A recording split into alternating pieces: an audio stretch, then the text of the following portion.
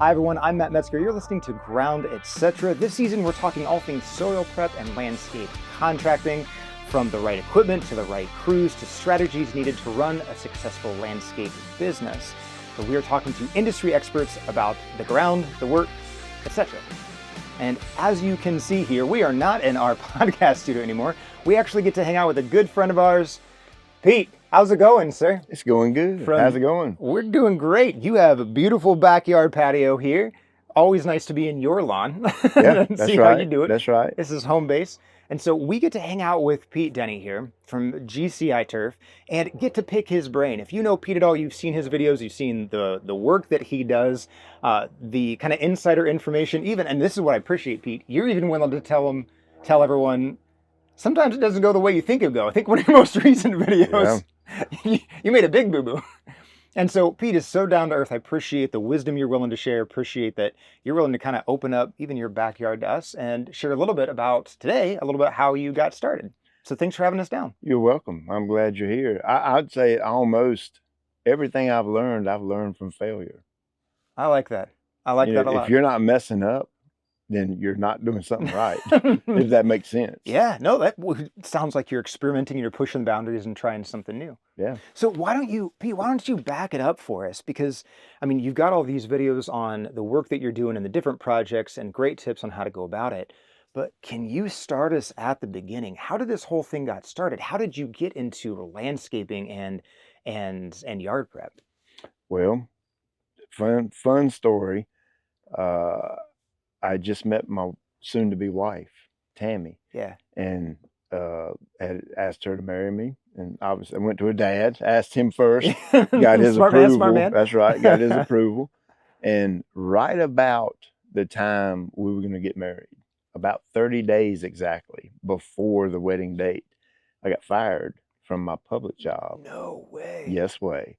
Try going to your future father-in-law and say, I don't have a job. No way. So I had to do something. Yeah. And I had to do something quickly. So I went to my dad and borrowed his trailer. I took my old 1992 Toyota four-wheel drive truck, a push mower that I had, borrowed a friend's blower, little handheld blower. I took my string trimmer and I literally got in the truck and drove the roads in my community door to door and said, I'll mow your grass, I'll pick up your sticks, I'll blow your leaves, I'll pull weeds, I'll do whatever you want me to do in your yard if you'll pay me. And that's literally how it started. No way. Yes way. That's how I started in lawn care. Wow. I didn't own hardly anything. I was broke. I didn't have a job. Well, and you had a timer. I mean, you had 30 days and you had to figure something out. I had 30 days to get something going. Wow. Mm-hmm. Good. So what was talk about some of those initial reactions then? I mean, because these are neighbors. I mean, these are people that you've been living by for a while. So what was it like knocking on doors and getting started in that way? Yeah, that was 21 years ago. It's kind of hard to remember all of it. But I started off with like people that I knew. Yeah. You know, the lady at the church or the guy that owned the convenience store down the street. And I go to their places and just talk to them like I'm sitting there talking with you. Yeah. And do you mind if I start cutting your grass? And luck of the draw or, divine intervention, whatever, it just happened. Yeah. And sooner or later, people started getting word that, hey, Pete does yard care work, lawn care work, and he does a pretty good job because I've always been a hyper peculiar dude. If that one grass blade over there in the corner of the yard is still sticking up, I'm gonna take the time to get back out of the truck, go over there and take my pocket knife and nip it off. Yeah. I'm just that peculiar about my work because my work is my reputation. Yeah. And I want my reputation to be very strong. Yeah. Because people that work hard for their money are paying me to do something for them. And I don't want to dare take advantage of anybody. I want the absolute best job it can possibly be when I leave. Wow. Well, now I'm willing to bet there are people listening to this and they know Pete Denny, from all of the wisdom, all the insight, all the practical information.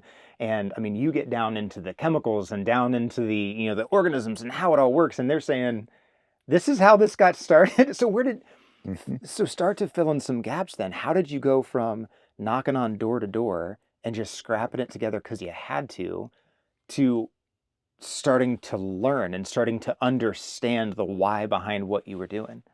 So I got my big break playing golf, believe it or Really? not.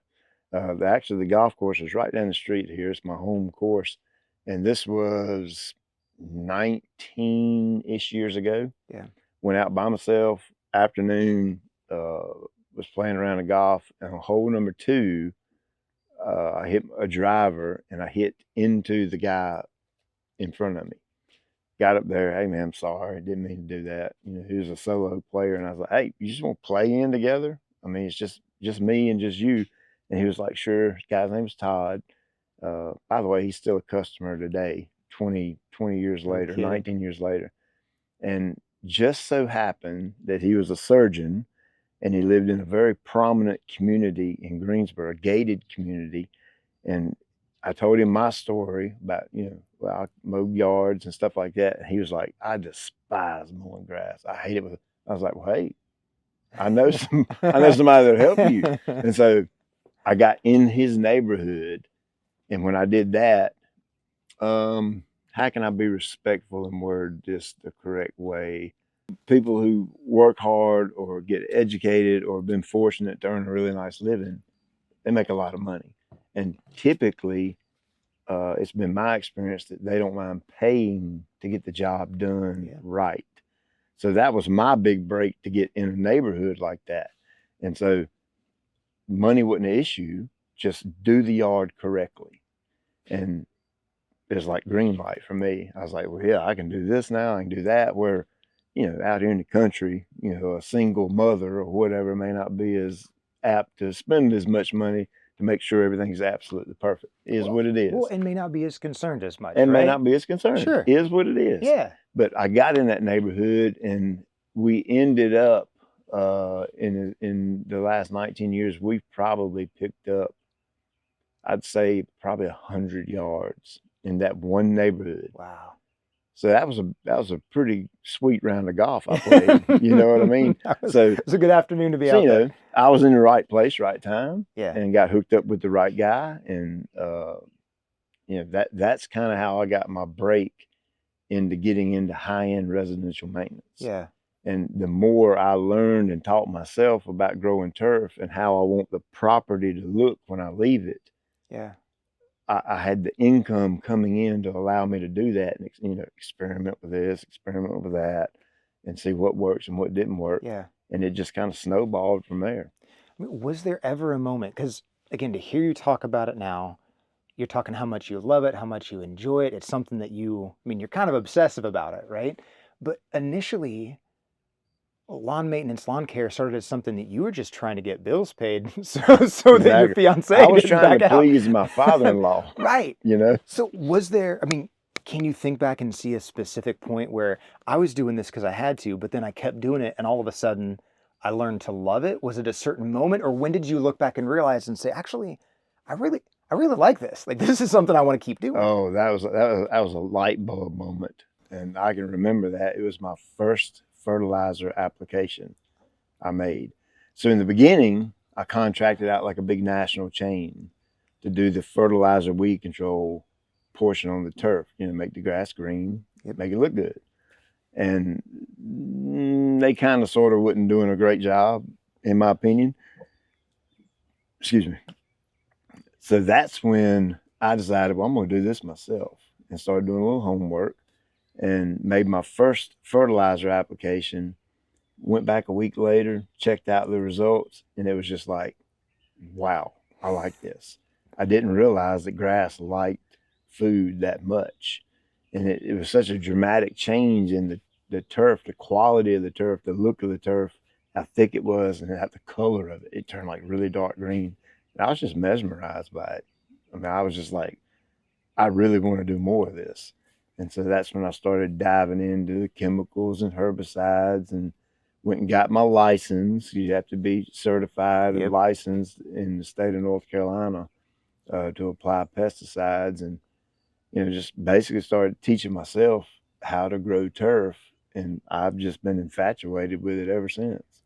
So what was because you've mentioned a couple of times teaching yourself, what has been your main source of information when it comes to, because you had to get the license, so there's some book work there when it comes to fertilizer, but as you've learned about, how the grass grows and how it rebuilds itself and the best grass and the best situation and everything that you teach everybody about now on your channel, where did you get that education? Failure. Yeah. We didn't have the internet. I mean, well, the internet may have existed 20 years ago, but it wasn't the internet you have now. Yeah. Where you can click on the YouTube and find out anything you want to know about anything, or Google or whatever. You just couldn't do that. So it was a lot of me talking with, like, the salesman at a Site One or a Green Resource, or Yeah. where you buy your material at, and saying, well, what would happen if I do this? What would happen if I did that? And getting recommendations there, and then not just running with what they said, because I'm a see it, believe it guy. You got to show me the money. You know what Yeah. I mean? And so I would go out and I would do test plots in my backyard, our little starter home. And I did that for years. And Really? Just experiment in your own backyard? experiment in my own backyard. And I would plot things out and paint them out, and make little spreadsheets and notes, so I could compare this one to this one to this one and see what happens at different times of the year. I mean, you might look at it like nerding out type of stuff. Yeah. I'm in no way a nerd in that fashion, but my eyes work. Yeah. My eyes can tell me this grass is greener, thicker, and lusher than this. And so I just kind of started building a lawn care program based off that. And now we grow some really nice green grass. You ever have any neighbors ask any funny questions when they saw you out there painting off squares in the lawn?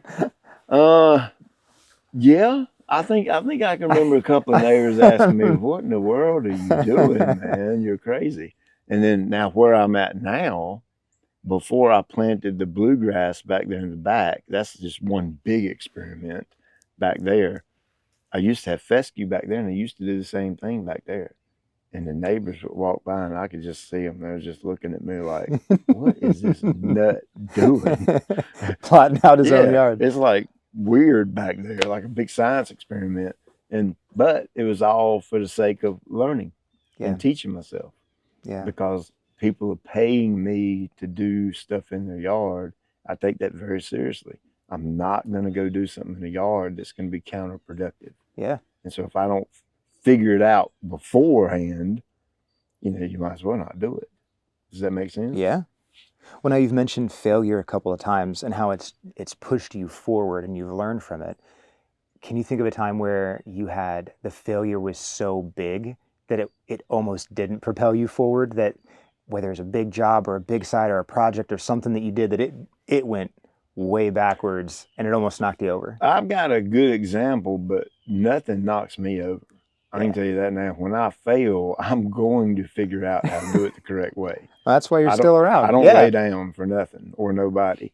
I can remember I had a yard, a little small yard, 4,000 square feet, over in a different, real prominent neighborhood in Greensboro.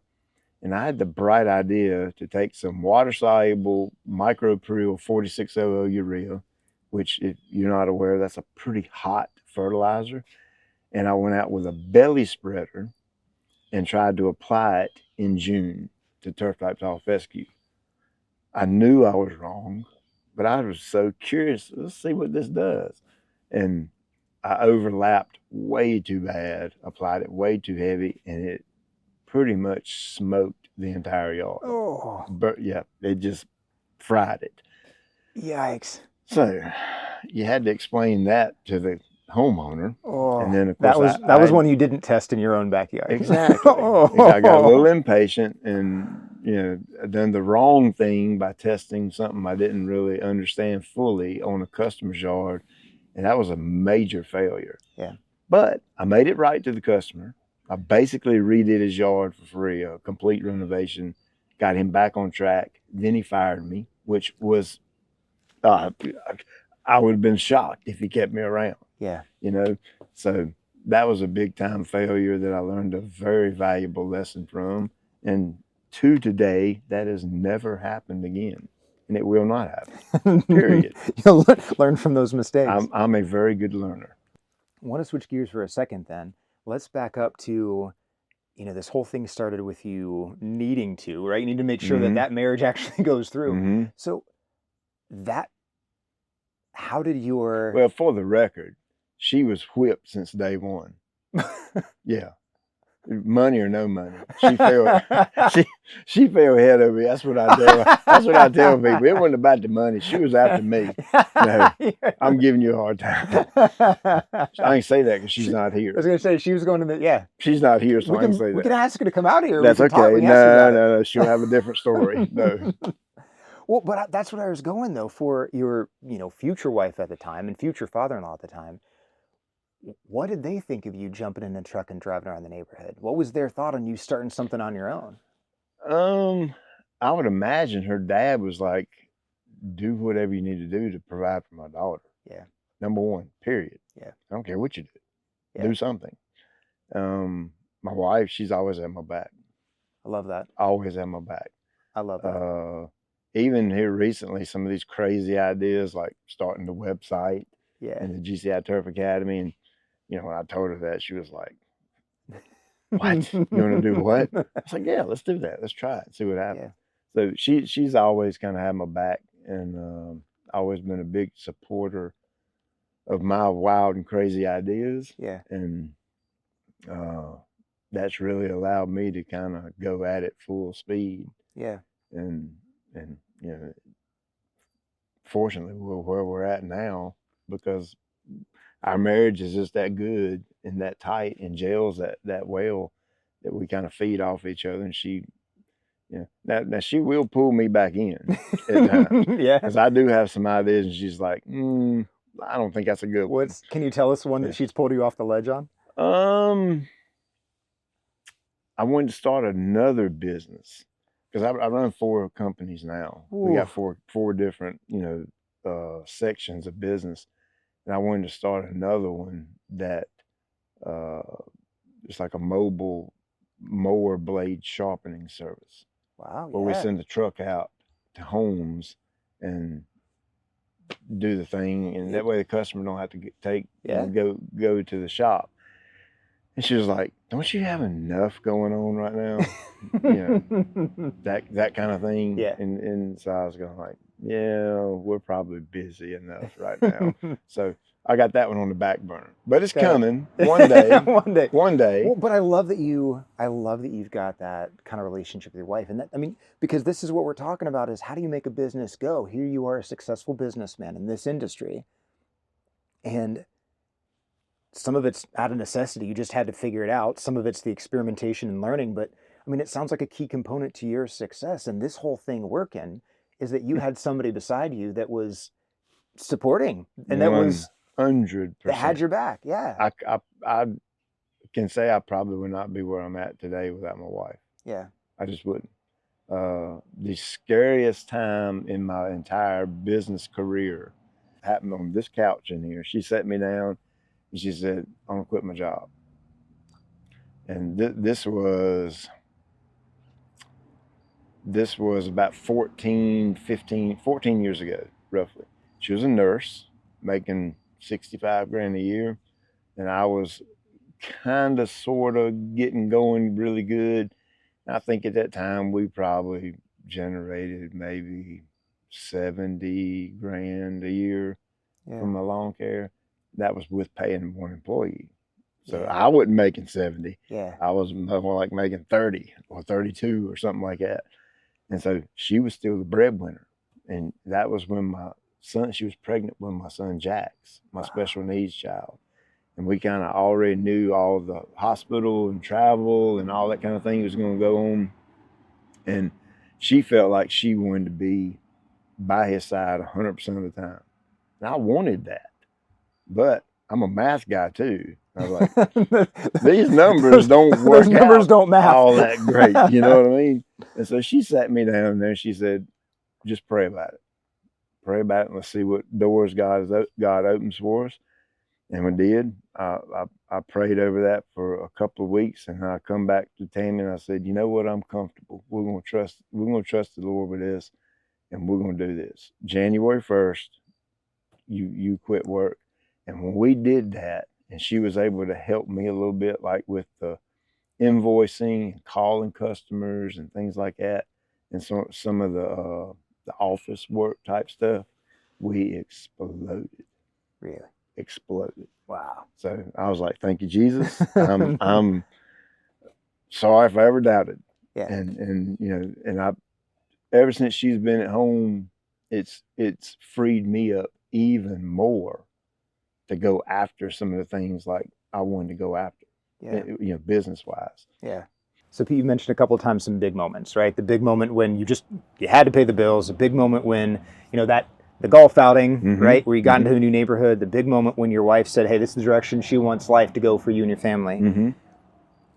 But talk to us about how you knew. It sounds like there's been a number of more big moments when it comes to starting these, you know, 4 different businesses you've got going. Talk us through some of those big moments. Like, when did you know that it was time to start this portion of the business? Or when did you know that it was time to start this other side? So everything's a blanket under GCI Turf. Got it. Okay, so it's one company, but we have 4 different, I call it divisions, and you basically have to run them as separate businesses because that's really what they are.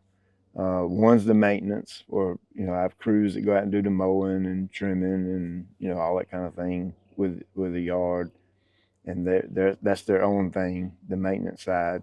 And then I got the fertilizer weed control division. That, you know, that's a totally different, spraying turf with liquid fertilizer or granules or whatever has nothing to do with mowing. Yeah. You know, so it's totally different, totally separate. And I got different employees, and you have to look for different characteristics in employees because that's more of a detailed type of thing. It's, you know, not knocking mowing, but it is what it is. And so that's a different section of the business we got. And of course, when we started the website, the online business, that's a totally and completely different animal. I mean, night and day different, because everything's internet-based, computer-based, has nothing to do with going out and cutting grass. So Tammy and I basically had to learn that on our own. You know, all that kind of stuff that goes on with the website.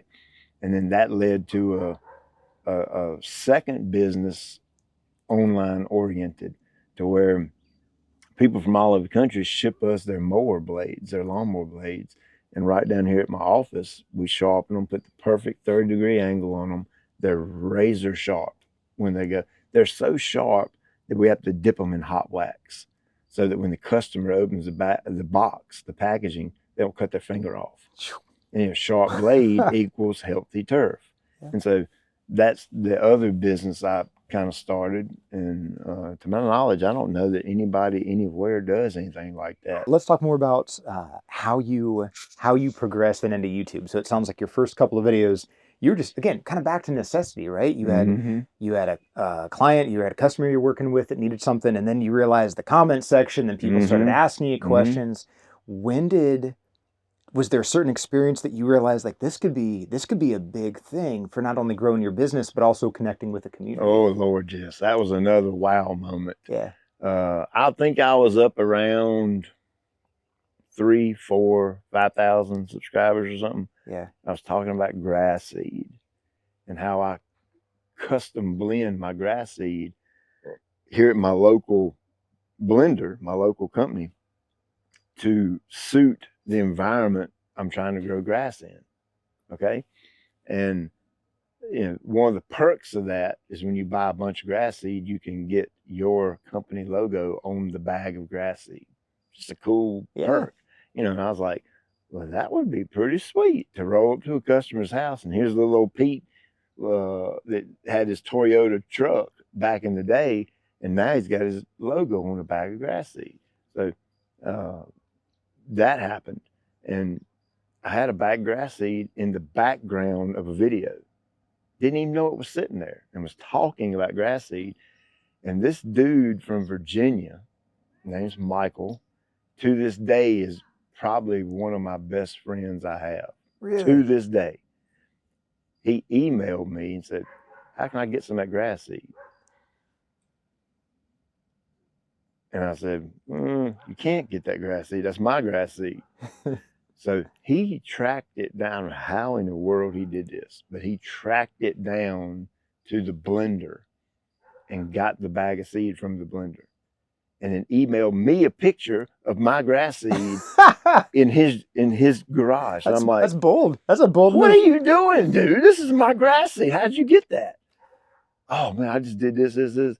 And so I was thinking, I was like, if this dude will go through that much trouble to get my grass seed that I custom blend, what if I just put it out there to make it easy for people to get? And when that happened, it was nuts. I kid you not. Absolutely chaos those first 2 or 3 years, everybody trying to buy GCI grass seed. Wow. And we had to, that's when the website started. We had to build a website to be able to offer the grass seed online. And it spiraled out of control. It was the most rapid learning experience I've ever had in my life. Yeah. Me and my wife, Tammy. And we had to learn the internet side of things very quickly and very fast. Yeah. And we screwed up in some different things, various things, but all in all, we held it together. And we've really dialed that system of shipping and receiving and ordering and POs and all that kind of stuff. We've really dialed that in. Yeah. Not necessarily to a science, but to where it fits us. Sure. And it works for us really well. And now we move multiple tractor trailer loads of grass seed every year. All off of one guy. All off of one dude. Who backdoored it. He backdoored it, went behind my back. I'm like, "How'd you get my grass seed, dude?" I'm still blown away by how you did that. Some dude in Virginia. And like I said, Michael is absolutely, I confide in him. Yeah. When I need to ask a question. What do you think the general public, or what do you think the internet world would think about this? Yeah. He's my guy I go to. Yeah. We're just tight like that now. I love it. We created a friendship that I got his back and he's got mine. Period. Well, I love all the different connections that you being online created then, right? Not only educating people, but launching a whole nother side of your business, making friendships that last with people who, reached out originally. The money's good. The I guess you could call it fame, or whatever. I'm just Pete to me, but some people view that different. But all that stuff's cool. But man, I'm making buddies for life. I love that. They got my back and I got their back. Yeah. And I like that interaction with people. Yeah. Well, and I think that's one of the things that drew, ABI Attachments to you, and seeing somebody that actually cared about people, cared about integrity, cared about the quality of what you were doing. What was the... Well, I think what happened there was Kevin finally met someone that could outwork him.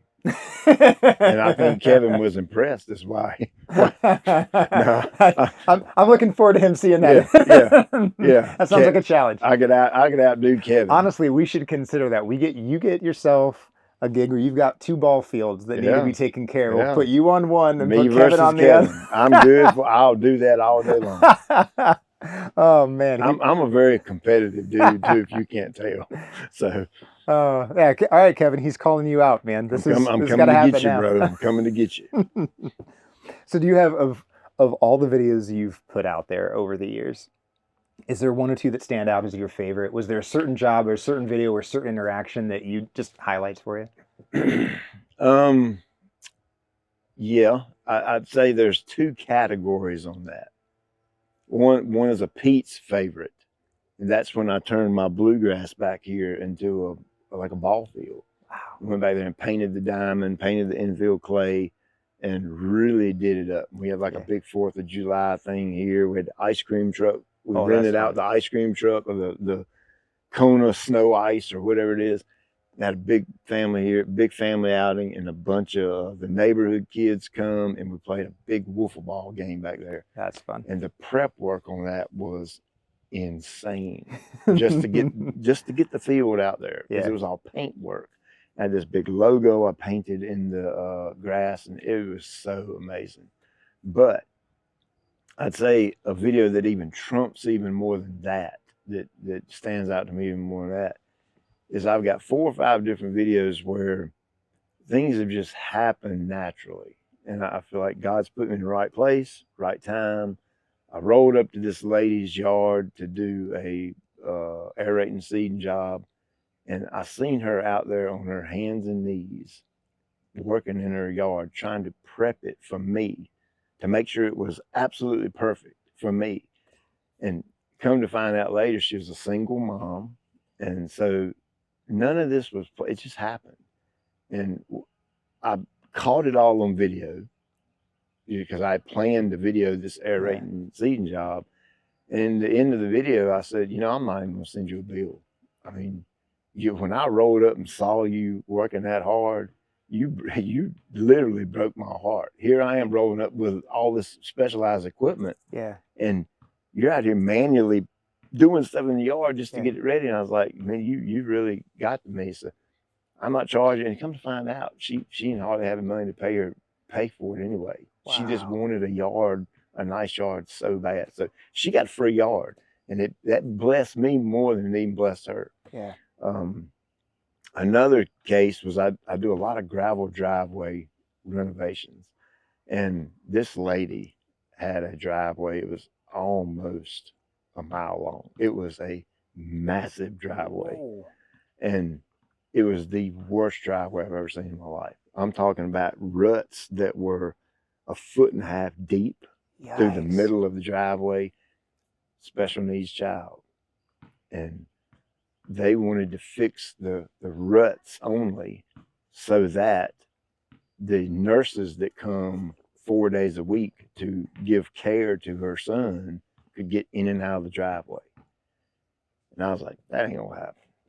I can't do this because I got special needs child myself, so I get that. I understand that part of it. And a guy named Cole, who's been an avid watcher of the channel,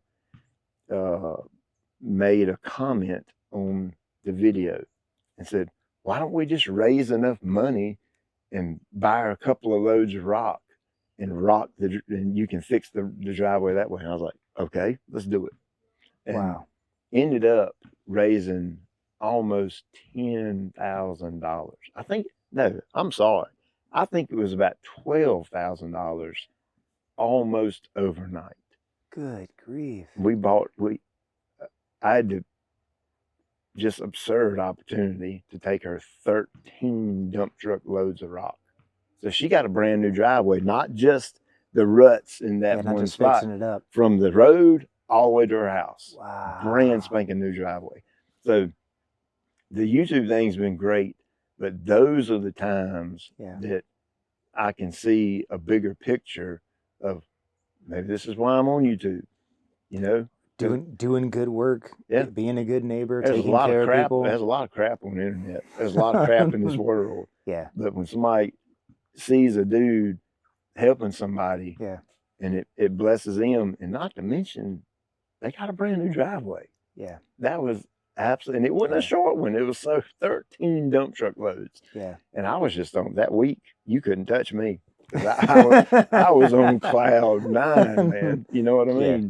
To be able to do something like that. So YouTube, it's done good for business, but it's helped me spiritually and personally in ways that people will never understand. I love that. Well, and I love that it's bigger than just spreading business. It's bigger than just making money. For you, it's relationships, it's people. It's absolutely, it's education, but it's doing right by people. Absolutely. And hopefully encouraging others then to do right by people too. To do the exact too. Same thing. Yeah. Yeah. I want to know that's one reason, I'm giving Kevin Cakeley a hard time, ABI Attachments, but that's one reason why, we love being connected with you, because it's not just about the job, it's about the people behind the job. It's about what the job means to somebody, right? Yep. So you never know when you're going to affect someone's life in a way that you would not understand. Yeah. I mean, I'd love to hear how life-changing, like exploring YouTube and leveraging YouTube as a medium to get message out in the world and to meet people and to take care of people. Have there been any drawbacks for you? Any downsides or any rough spots of using that medium? Oh Lord, yeah. You better, if you plan to go down this road, you better be ready to work your butt off. Yeah. I don't have a filmer. I don't have someone that follows me around with a camera. So while I'm on the job, I'm setting up cameras, getting different camera angles, making sure my batteries are right, making sure everything's formatted right. When I get home, I don't have a dude or a girl that comes in here and edits for me. I sit there and now, well, let me back up. I do now. I have a lady, a young girl that does edit for me now. Yeah. But when I started, I did not. And I'd sit there at all hours of the night. And when I say all hours, I'm talking about 2, 3 in the morning. Wow. Editing videos, trying to pump them out, get as much out there as I can in a short amount of time. And then you got to get up at 6 and go to work. Yeah. So I cannot tell you how many nights I've had with 3 hours sleep, all in the name of get a video on YouTube. Yeah. So obviously you can do that to the extreme that you want to do it at. I have backed off considerably lately, just because I kind of feel like I realized that I've kind of missed out on some things around here that I probably should have been involved in. You know, I don't want to sound like I'm a bad dad, but because I'm there for my kids whenever they need me.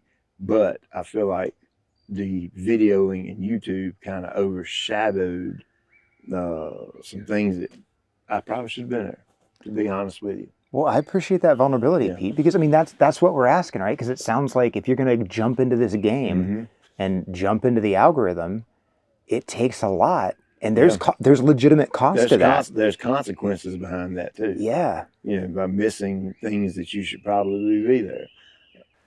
I think therefore a time period of about 4 to 5 years, I was working around 80 to 90 hours a week. Wow.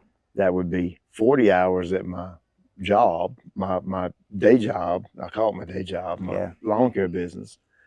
And then another 30, 40, sometimes 50 hours a week editing videos and the production part of video. Yeah. And it wore me out. Yeah. I was just drained. And I could see it in my wife's eyes. You need to slow down. Now, and she told me several times, you need to slow down. And I would always say, all right, I'm going to back off. But I don't know what it is inside of you that wants to keep pushing. Yeah. But I just kept pushing. And not because I wanted to not do what my wife asked me to do. Or not.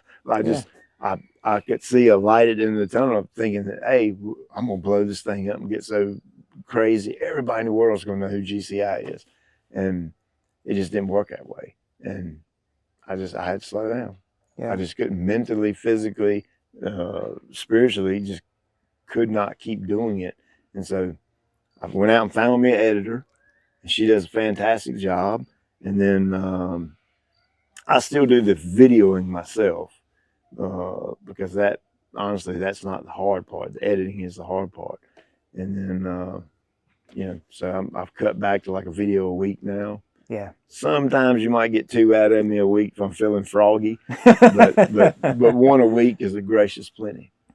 Well, and Pete, I mean, as far as paying attention to the downsides of jumping into the YouTube game, I really appreciate that honesty. That hits it. Yeah, I don't want people that's good to think. Advice. People see that you make the website makes money, does well, you get monetization from YouTube, so they're paying you too for the ads, and people look at that and say, well, oh man, Pete's got a big nice truck and Pete's got a big nice house, but you have to bust your tail to get there. Yeah. It's a lot of work. Yeah. And there are consequences to that.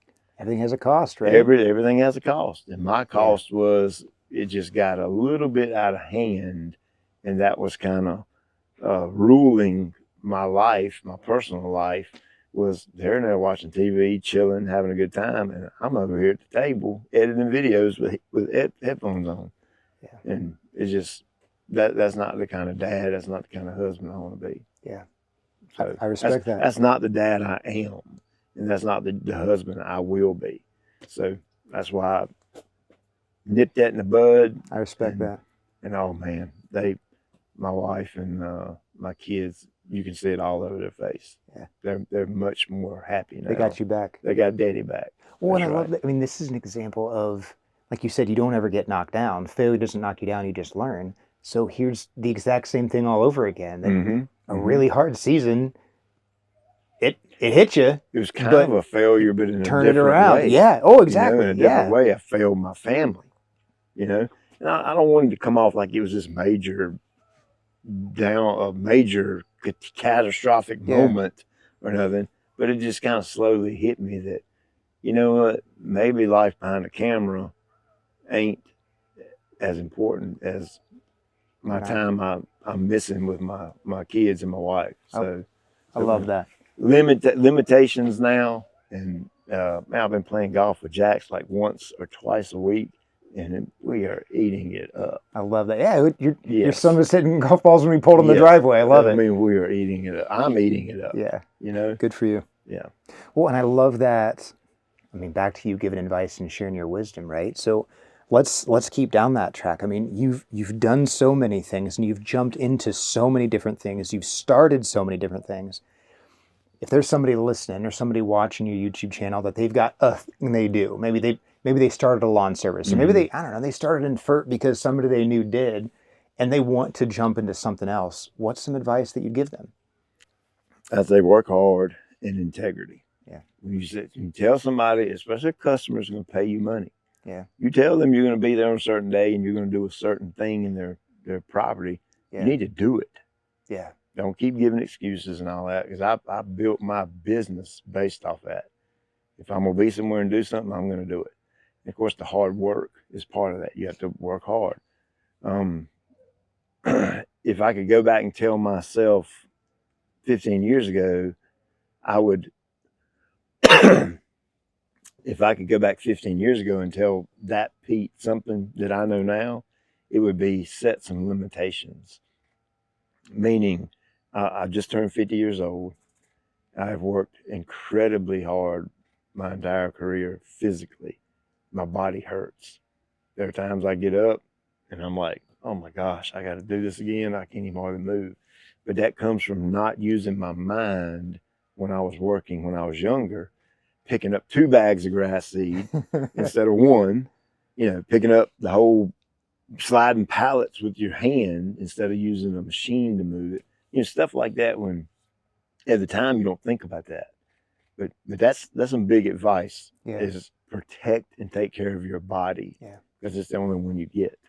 Well, and I love that you're getting practical with it too, because I mean, it shows you the kind of man you are, that you're thinking integrity first, you're thinking grit, tenacity, work ethic first.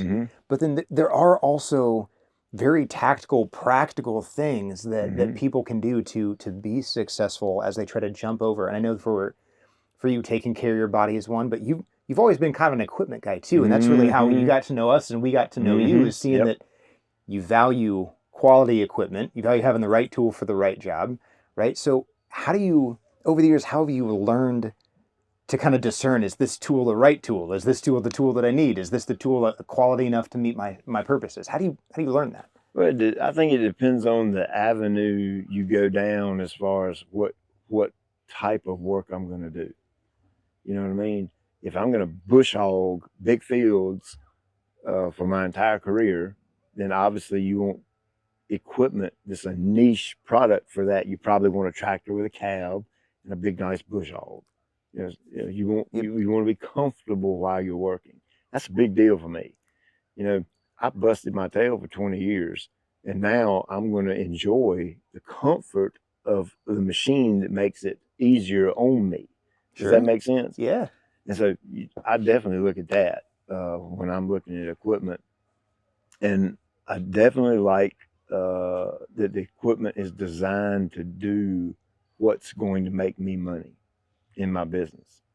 You know what I mean? If I'm a great ball field guy, and which I do, that's kind of what I do now, and I'm going to grade ball fields for a living, why would I go out and buy a less superior grader?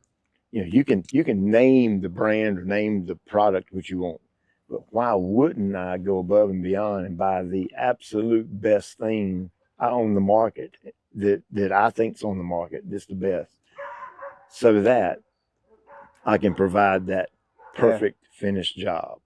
Well, and I love that you're you're thinking of the end of the project, right? It's not about the flashiest thing, or can it do the most, or can it, a color or a brand on it.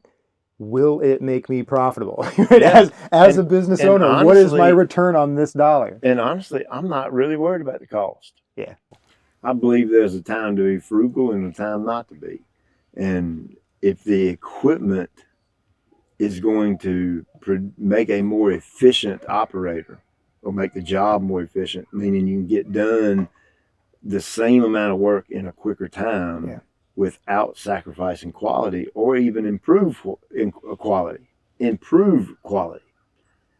that's when I do not mind at all spending money. Whether or not you got to finance it, or whether or not you've saved the money to go pay for it, if you're in that particular line of work, whatever it may be, and you're ongoing getting work, you're gonna better pay for the equipment. Yeah, it is what it is. It's all about the return you're getting back out of it. Yeah. But if I got a machine that's gonna make me 20% faster, and the jobs are 30% better quality, why in the world wouldn't I buy it? So a lot of the folks who watch your videos or on your channel who may be listening to this, maybe they know one particular type of landscaping. Maybe they're like you in the beginning, that you started out mowing lawns and you started to know grass and test grass, and they hadn't branched out yet. And maybe some people want to follow in your footsteps, right? That they know one thing and they're looking to find a way to break into that new audience or the new market, or find a way to, I know how to talk grass or mowing, but how do I talk fertilizing? Any advice for those folks on how can you learn a new language or break into a new side of landscaping? Well, I think the first thing you have to do is educate yourself. If I don't know hardly anything about brick mason work, but let's just say out of the blue, I got a wild hair up my tail, and so I want to start a brick mason job. I want to go educate myself first and learn what not. Of course, you have Google and YouTube and all this social media now, to where it's a lot easier now to learn and pick up a new skill. So I would educate myself first, and then you have to do this little magic thing called advertising. You can want to be the brick mason inside your mind all day long, but if nobody knows that's what you do, nobody's going to call you and pay you money to do that. Does that make sense? Yep, absolutely. Well, and I love that it, again, back to education, back to you trying to make information available and empower yourself first. Yeah. I kind of broke into the athletic ball field work through my spraying division. I had some local coaches that had seen some of the Bermuda grass yards that we manage, and were like, "Can you do that to my baseball field?" I'm like, "Well, absolutely I can." And I did whatever it took to get started.